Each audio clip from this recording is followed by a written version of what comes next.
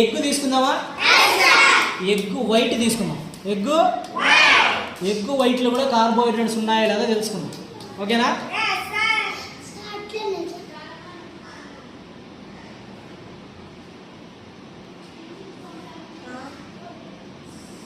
ఏమన్నా రంగులో మార్పు ఉందా? కాబట్టి దీంట్లో కార్బోహైడ్రేట్స్ ఉన్నాయట్లా లేనట్లా? కార్బోహైడ్రేట్స్ లేవు. ఓకేనా? ఎగ్గులో ఉండే పచ్చ సొర, దీంట్లో కార్బోహైడ్రేట్స్ ఉన్నాయో లేవో చూద్దామా? చూడాలంటే ఏం చేయాలా? హైడ్రోజనా అయోడినా?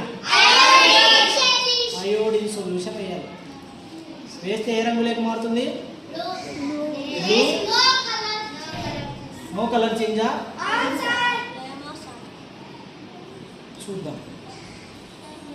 నో కలర్ అంటే దీంట్లో కూడా కార్బోహైడ్రేట్స్ లేనట్లేనా?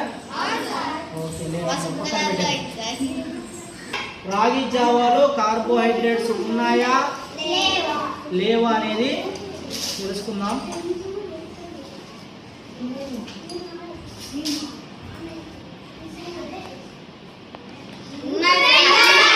ఉన్నాయా? ఏ కలర్ లేక మారింది? బ్లాక్ కలర్ లేక మారింది.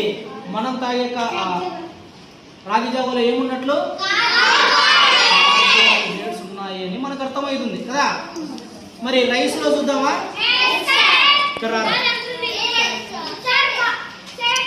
ఇక్కడ ఉంది, మీరు పొద్దున్నే తినే లెమన్ రైస్. లెమన్ రైస్ లో కార్బోహైడ్రేట్స్ ఉన్నాయి. అలాగే మీరు తినే బనానా